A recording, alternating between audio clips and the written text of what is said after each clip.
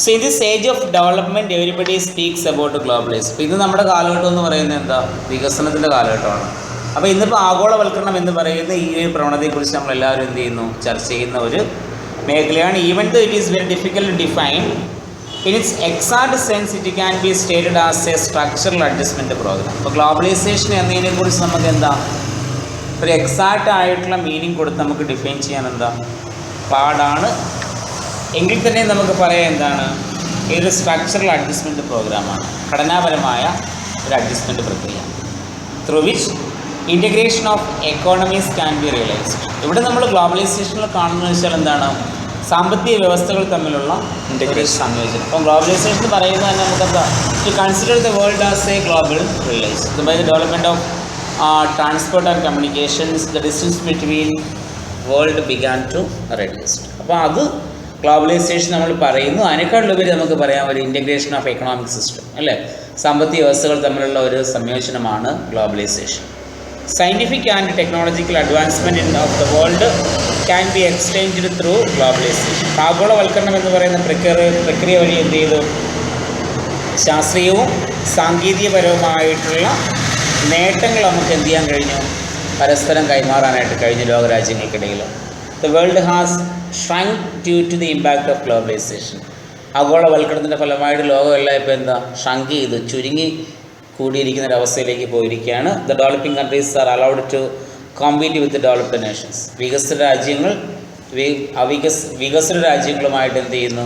മത്സരിക്കുന്നൊരവസ്ഥ. അല്ലെങ്കിൽ വികസിത രാജ്യങ്ങളുമായിട്ട് എന്ത് ചെയ്യുന്നു? മത്സരിക്കുന്നൊരവസ്ഥ. And all markets of the world itself is open to all. ലോകത്തിലെ എല്ലാ വ്യാപാര കേന്ദ്രങ്ങളും എന്ത് ചെയ്യപ്പെട്ടു? എല്ലാവർക്കുമായിട്ട് തുറന്നു കൊടുക്കുന്ന അവസ്ഥ. ഇപ്പോൾ ചൈനയുടെയും മാർക്കറ്റുകൾ നമ്മുടെ കേരളത്തിൽ പോലും നമുക്ക് എന്താ ലഭിക്കുന്നുണ്ട്. ചൈന പ്രൊഡ്യൂസ് ചെയ്യുന്ന സാധനങ്ങൾ നമ്മുടെ കേരളത്തിൽ പോലും എന്താ പിന്നെ നമുക്ക് കിട്ടുന്നൊരവസ്ഥയാണ്. അപ്പോൾ ആ ഒരു ഇതിലേക്ക് എന്ത് മാറി? ലോകം മാറി. അത് ഗ്ലോബലൈസേഷൻ്റെ ഫലമാണെന്ന് നമുക്ക് പറയാം. Through the concept of globalisation world itself has become a village, that is a global village. ഇപ്പോൾ ഗ്ലോബലൈസേഷൻ്റെ ഫലമായിട്ട് എന്താ ലോകം എന്തായി മാറി? ഒരു ഗ്രാമം. അതിനെ നമ്മൾ വിളിക്കുന്ന പേരാണ് എന്താ? Global village.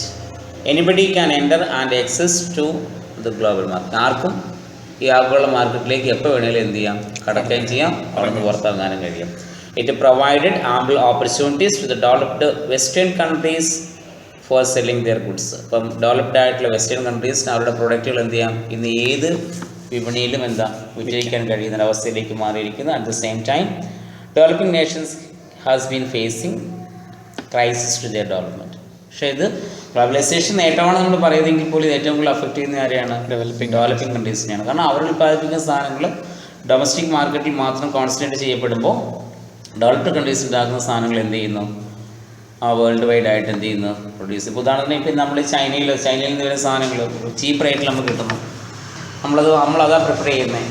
ഇപ്പോൾ ഇന്ത്യൻ പ്രോഡക്ട്സുകൾ ഒരു നല്ല ക്വാളിറ്റിയുള്ള പ്രോഡക്ട്സ് നമ്മുടെ ഇന്ത്യ ഉണ്ടാക്കുന്നു എങ്കിൽ പോലും നമുക്ക് അതിനെന്തില്ല? ഡിമാൻഡില്ല. കാരണം നമ്മളവിടെ നോക്കുന്നത് എന്താ? സാധനത്തിൻ്റെ ക്വാളിറ്റി അല്ല, പ്രൈസ് നോക്കുന്നു. ഇപ്പം ഇപ്പോൾ ഒരു എന്താ പറയുക, ഒരു 10-300 കൊടുത്ത് നമ്മളൊരു ക്ലോക്ക് വാങ്ങും, ടൈം പീസ് വാങ്ങുന്നു. ടൈറ്റാൻ്റെ ഒരു ടൈം പീസിന് ഏറ്റവും കുറഞ്ഞൊരു 300 രൂപയാകും. അതേസമയം തന്നെ ചൈനയുടെ പ്രൊഡക്റ്റ് 100 രൂപ 200 രൂപയ്ക്ക് എന്ത് ചെയ്യും? നമ്മുടെ മാർക്കറ്റിൽ കിട്ടും. 50 രൂപ കിട്ടും, 30 രൂപയ്ക്ക് കിട്ടും, 20 രൂപയ്ക്ക് ഞങ്ങൾ പണ്ട് വാങ്ങിയിട്ടുണ്ട് ചെറിയ ടൈം പീസുകൾ. അപ്പോൾ അത്രയ്ക്ക് ചീപ്പ് റേറ്റിൽ സാധനം. അപ്പോൾ അങ്ങനെ വരുമ്പോൾ എന്താ, ഡെവലപ്ഡ് കൺട്രീസിൻ്റെ പ്രോഡക്റ്റുകൾ വേൾഡ് വൈഡ് ആയിട്ട് വിൽക്കുകയും ചെയ്യും.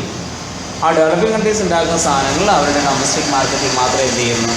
കോൺസെൻട്രേറ്റ് ചെയ്യുകയും ചെയ്യുന്നൊരവസ്ഥയാണ് ഇവിടെ എന്ത് ചെയ്യാറുണ്ടാകുന്നത്.